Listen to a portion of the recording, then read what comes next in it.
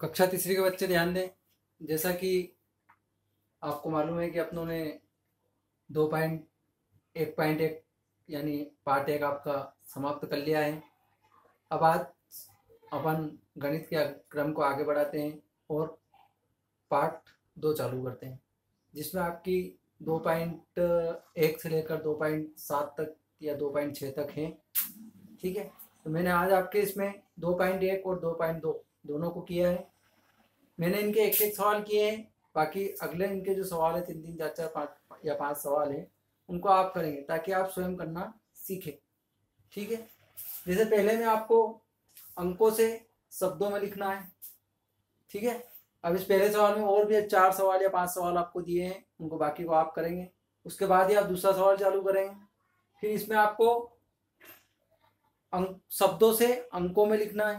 पहले में जैसे आपको अंकों से शब्दों में लिखना था, ऐसे इसमें आपको दूसरे वाले सवाल में यानी इसमें आपको शब्दों से अंकों में लिखना है। इसमें भी 5 सवाल आपको दिए हैं, वो आपको ही करना है।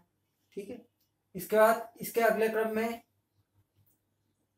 9751, इसके आगे की मतलब इनके और 9796 इनके बीच की संख्या लिखना है आपको।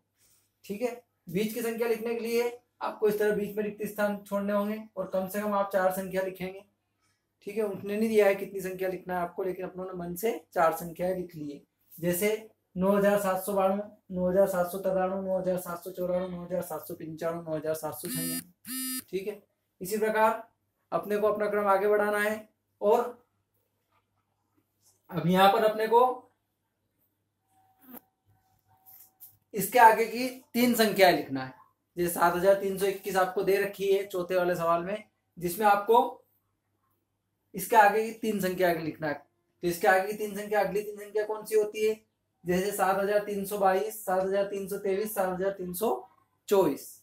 ठीक है, इसी प्रकार अपने क्रम को आगे बढ़ाना है। और इसमें आपको सैकड़ा अंक जो आपका दिया है 129, ऐसे आपको सैकड़ा अंक एक एक बढ़ाते हुए लिखना है। जैसे 5129 आपको दिया है, 5229, 5329, 5429, यानी आपको सैकड़े अंक में एक एक की वृद्धि करते हुए चलना है।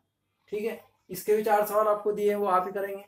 इसके बाद 3 अंकों की सबसे बड़ी संख्या मैंने लिख दी है, 3 अंकों की सबसे छोटी संख्या ये भी मैंने लिख दी है, जो आपको बोर्ड पे नजर आ रही होगी, मेरा जहां तक ख्याल है। ठीक है, उसके बाद 4 अंकों की सबसे बड़ी और 4 अंकों की सबसे छोटी संख्या आप खुद लिखेंगे। इसके अगले वाले सवाल में आपको दे रखी है उसने। ठीक है, ये 6वां सवाल है और 7वें सवाल में आपको 4 अंकों की संख्या उसने दी है, तो वो आप खुद लिखेंगे, इसलिए मैंने छोड़ दिया है। ठीक है, अब ऐसे आप 2.2 में आ जाएंगे। 2.2 में आपको कुछ भी नहीं करना है। 2.2 में आपको स्थानीय मान बताना है। स्थानीय मान अपन कक्षा दूसरी में अपनों ने किए थे।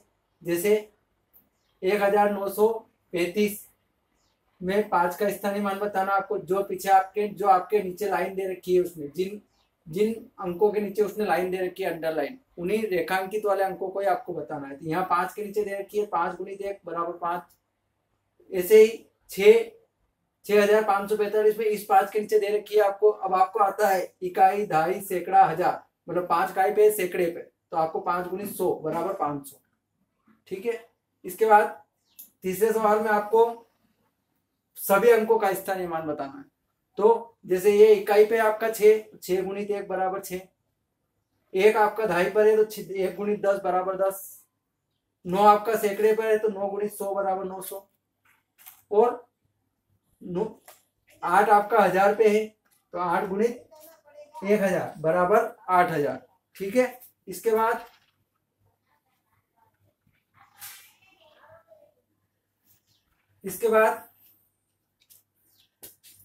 इसके अगले वाले में आपको जो आपका रंगीन भाग है उस रंगीन भाग का स्थानीय मान लिखना है। जैसे आपको दिया है 2929। अब आपके इसमें जो 900 दे रखा है उसमें ये 9 है, 9 हरे रंग से है, इनको रंगीन भाग बोलते हैं। तो इसमें इसलिए मैंने इसको गहरा कर दिया ताकि आपको मालूम पड़ जाए। तो ये 9 आपके इसमें रंगीन दे रखा है, यानी अपने सिर्फ 9 का ही स्थानीय मान बताना है। तो 9 × 100 = 900। ऐसे ही इसमें इन भागों रंगीन भागों का योग करके बताना है स्थानीय मान से। जैसे इस 6 का स्थानीय मान 6 और इस 6 का स्थानीय मान इकाई, दहाई, सैकड़ा 600 है। तो 600 प्लस 6 बराबर 606। ठीक है, इसके बाद इस वाले में आपको माइनस करके बताना है 7241, इसमें भी आपको इन दोनों अंकों का स्थानीय मान माइनस करके बताना है। तो 200 माइनस 1 बराबर 199, क्योंकि 1 इकाई पर है और 2 सैकड़े पर है। ठीक है, उसके बाद सवाल नंबर 7 को इस तरह ही करना है, आपको सभी अंकों का स्थानीय मान बताना है। ठीक है, इसलिए मैंने लिख दिया सवाल 7 को इसी तरह करें, मतलब इस तरह आपको सवाल 7 को करना है। ठीक है, उसके बाद 8वें सवाल को मैंने कर दिया है 3 × 10 बराबर 30, ये आपका 8वां सवाल है जो मैंने कर दिया है। और 7वें सवाल को आपको इस तरह करना है। ठीक है, इस तरह आपकी 2.1 और 2.2 पूरी हो जाती है।